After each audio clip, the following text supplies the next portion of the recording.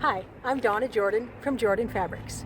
Today we're going to make a panel quilt. Panel quilts can be a lot of fun, but they're a little bit challenging because the panels come in all different sizes. So I've sketched up something for a new panel that we just got in, and I'm going to show you how to make it. This collection of fabrics that this panel comes from is a Moda group called Sunny Side Up. It's very cheerful, and here's the panel right here. It's about a 24-inch panel that's made up of 8 cute pictures. We've got 4 there and 4 more here. Now, to make the quilt, we're going to use one of these panels, then we're going to pick coordinating fabrics. We need half a yard of 2 different prints. I'm going to use these 2, and these are going to go around the panels. Then we're going to need a lighter print for sashing that's going to go between these squares. And the last thing we need is a little teeny bit of something for cornerstones.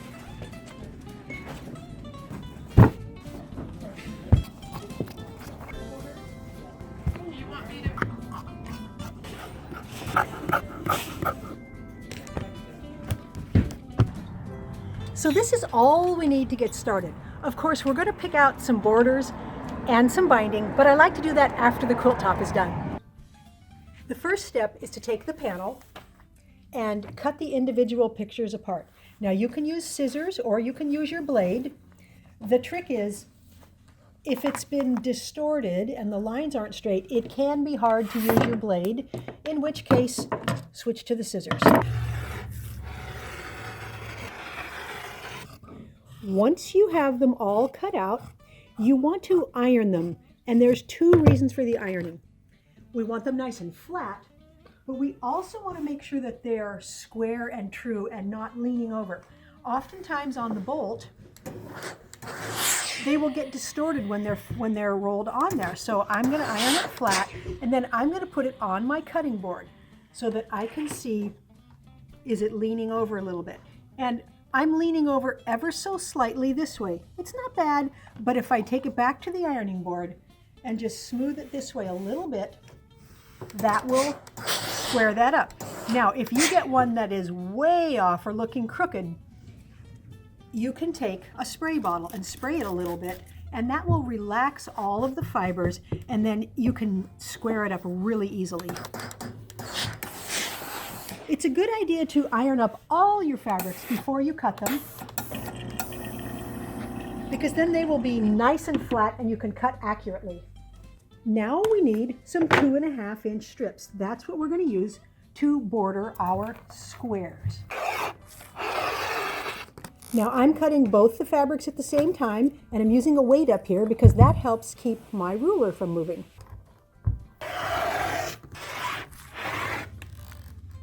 Now we are going to take these strips and we are going to subcut them.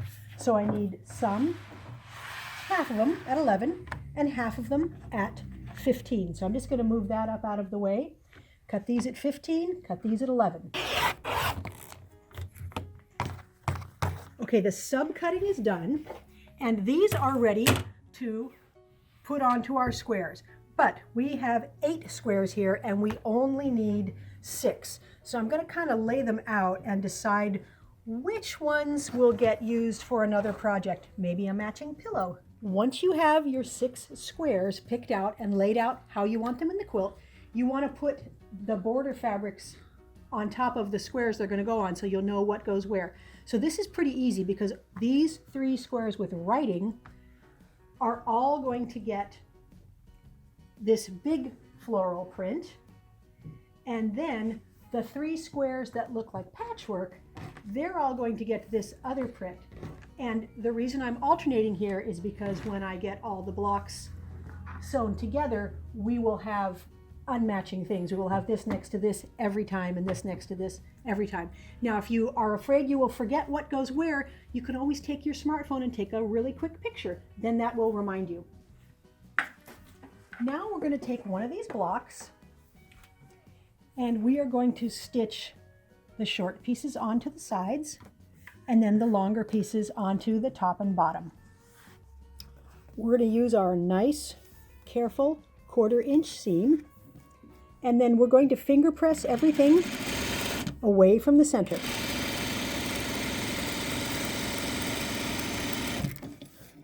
So to finger press, just open that up like that, open the seam with your palm of your hands here, and then just flatten it out a little bit. This makes it a lot easier to iron later on. Now we're going to sew these top and bottom pieces on, and they are exactly the right size. So I'm just going to turn this here. Again, use that careful 1/4 inch seam and sew all the way down. Even though we finger pressed as we went and they're pretty flat, I still like to iron these up at this point. I use a dry and then a little steam. Next thing we need is the sashing. And I'm going to cut my sashing a little bit narrower than the borders that went around the blocks. I'm going to cut this 2 inches wide. Now I'm going to take all of these strips and I'm going to subcut them. I'm going to cut them all 15 inches long. 15 inches is exactly the same length as my blocks. They need to be exactly the same length as the blocks. So here are all the sashing pieces. The only other thing to cut is the cornerstones. So this is the cornerstone fabric here. We don't need very many. We only need 12, and these are going to be cut 2 inches square. That's all we need, so let's get everything laid out on our big table. Refer to your picture if you don't know what goes where, and you may change your mind. You may decide that you want to switch your blocks around a little bit.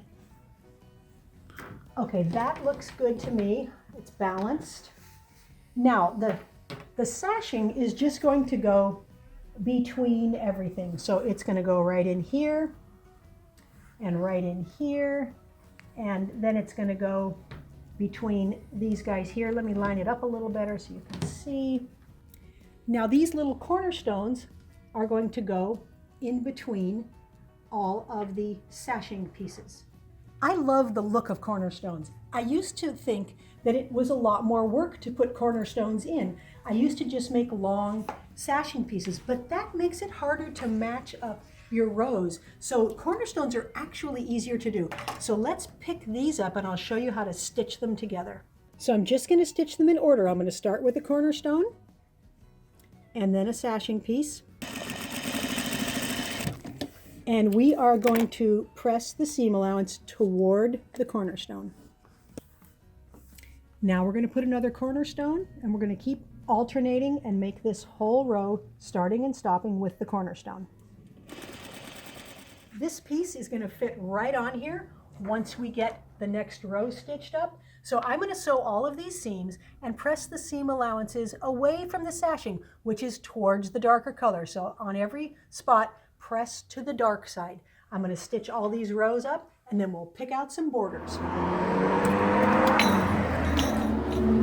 For the borders, I'm going to be using fabrics from the same collection. I think, let's take a look. Yeah, that will frame this nicely. It's light.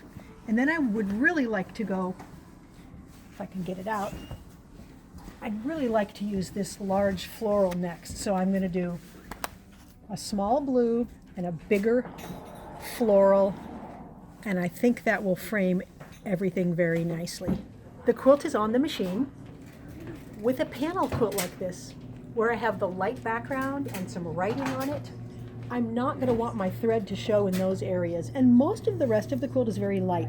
So I'm going to use this oatmeal colored thread because it won't show at all and it won't take away from any of the writing on the panels here. For the quilting pattern, I want something that's even and overall, and I like this pattern here called Merrily. It has little flower bits, and most of the patterns that are in the panel quilt have some flowers, so this will work really well.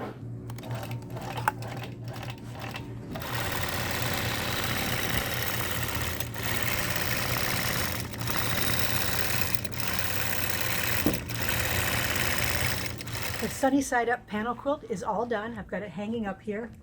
This is a really fun, fast project. So when you see those panels and they're intriguing, this is a great way to make a fast quilt out of them.